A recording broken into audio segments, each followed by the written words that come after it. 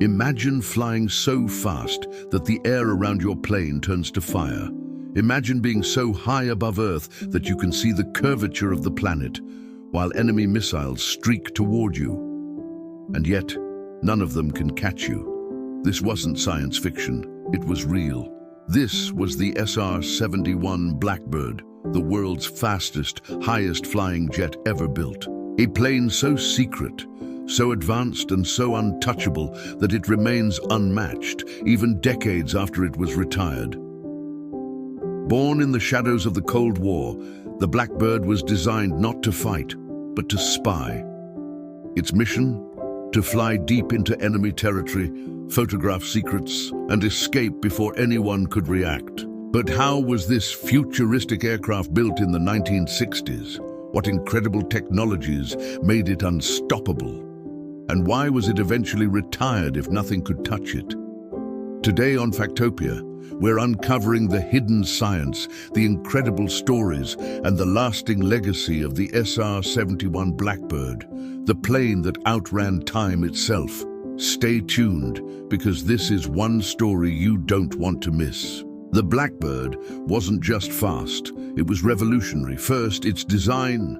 The SR-71's sleek, needle-like shape wasn't just for looks. It was built for stealth, reducing radar detection. Its black paint absorbed radar waves and helped dissipate heat, which is why it earned the nickname Blackbird. Next, its material. Most planes are made of aluminum, but at Mach 3 speeds, aluminum would melt. The solution? Titanium. In fact, the Blackbird was built from 85% titanium alloy. Ironically, much of the titanium was secretly bought from the Soviet Union, the very enemy it was spying on. Then there were the engines. The SR-71 used two Pratt & Whitney J58 turbojet engines, the most advanced engines of their time. At lower speeds, they worked like normal jet engines.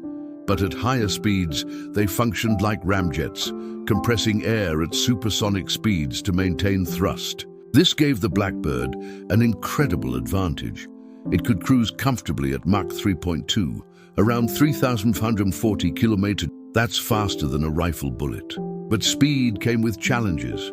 At Mach 3, friction with the atmosphere heated the Blackbird's surface to over 315 degrees Celsius, 600 degrees.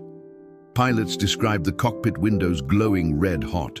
The heat expanded the titanium so much that the plane literally leaked fuel on the runway, only sealing shut once it was airborne and the metal expanded.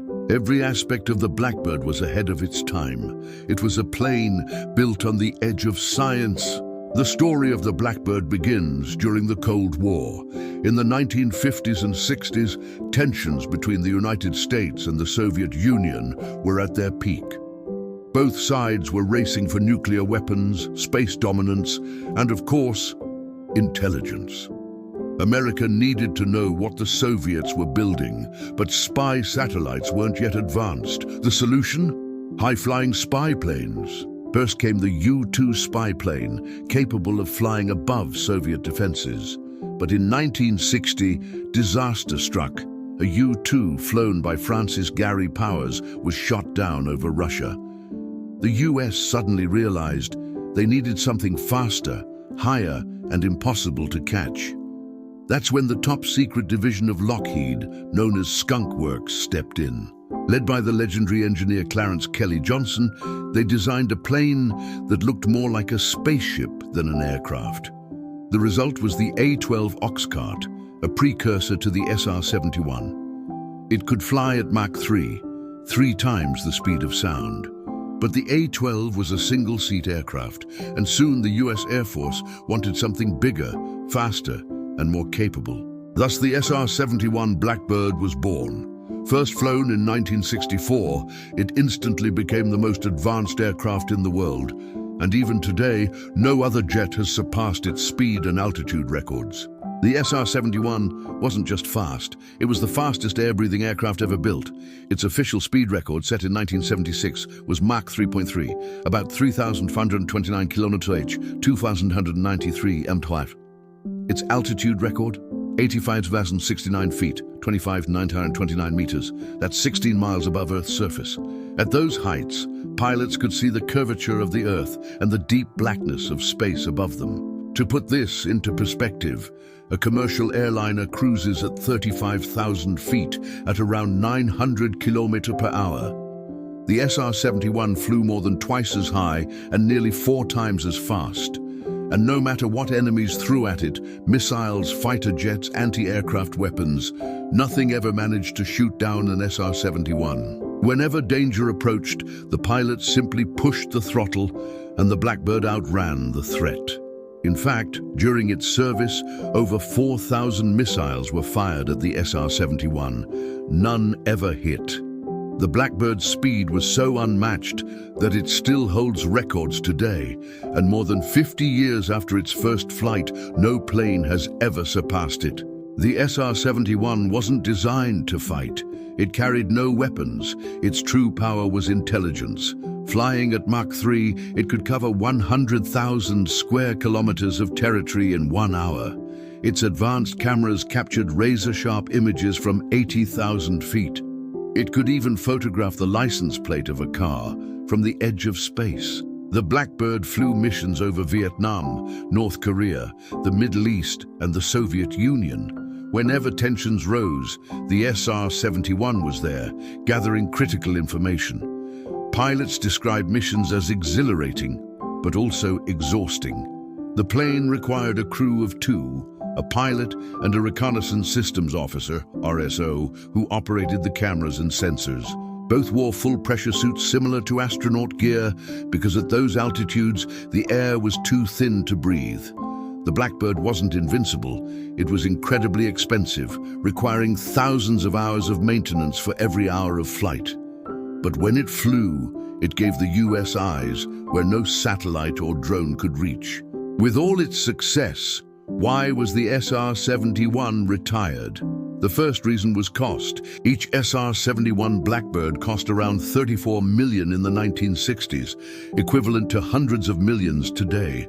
And the maintenance was staggering. For every flight hour, it needed nearly 200 hours of servicing. The second reason was satellites. By the 1980s and 90s, spy satellites had become far more advanced, able to take real-time images from orbit without risking a pilot's life. The third reason was politics.